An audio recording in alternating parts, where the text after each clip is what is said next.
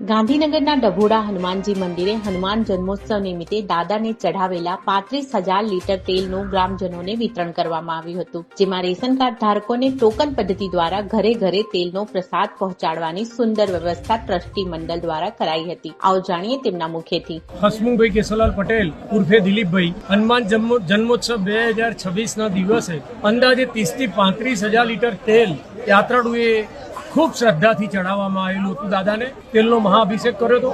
આ તેલનું વિતરણ અમે સમગ્ર ડભોડાના ગ્રામજનોને, રેશન કાર્ડ ધારકોને એક રેશન કાર્ડ દીઠ એક ડબ્બાનું વિતરણ આજે હનુમાનજી મંદિરના ટ્રસ્ટીશ્રીઓએ શ્રી અરવિંદભાઈ, શ્રી પ્રવીણભાઈ, શ્રી પ્રજ્ઞેશભાઈ, શ્રી ભાવેશભાઈ બધાએ સાથે મળી અને અમારા સ્ટાફ મિત્રોએ ખૂબ ઉમદા હૃદયથી આયોજનની કામગીરી કરી, સાથે ગ્રામજનોને પણ સહયોગ આપ્યો અને અમે આ તેલના વિતરણની વ્યવસ્થા કરી।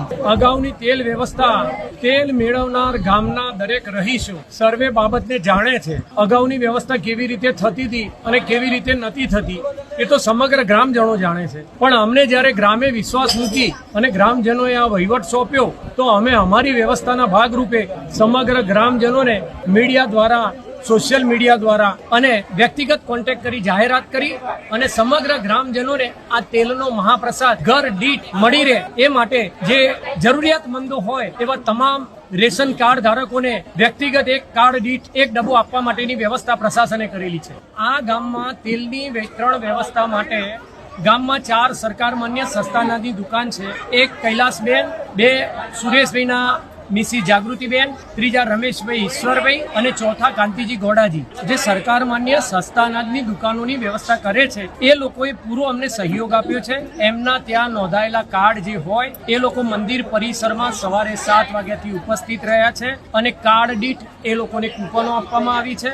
આવનાર દરેક ગ્રામજનો માટે ચા અને નાસ્તાની અમે વ્યવસ્થા પણ કરી હતી, જેથી કોઈ સવારે વહેલા આવ્યા હોય તો એને અલ્પાહારની પણ વ્યવસ્થા મળી રહે અને એ વ્યવસ્થાનો ભાગ જળવાય એ માટે ગામના અનેક સંસ્થાઓના યુવા કાર્યકર્તાઓએ અને ગ્રામજનોએ અમને ટ્રસ્ટી મંડળને પૂરો સહયોગ આપ્યો। અરવિંદસિંહ ગુપ્તાજી પરમાર, ટ્રસ્ટી હનુમાનજી મંદિર ડભોડા। આજે શ્રી હનુમાનજી જન્મોત્સવ પૂર્ણ થયો ત્યારે જે દાદાના તેલનું અભિષેક કરવામાં આવ્યો હતો એ તેલના અભિષેકનું આજે વિતરણ રાખવામાં આવેલું છે।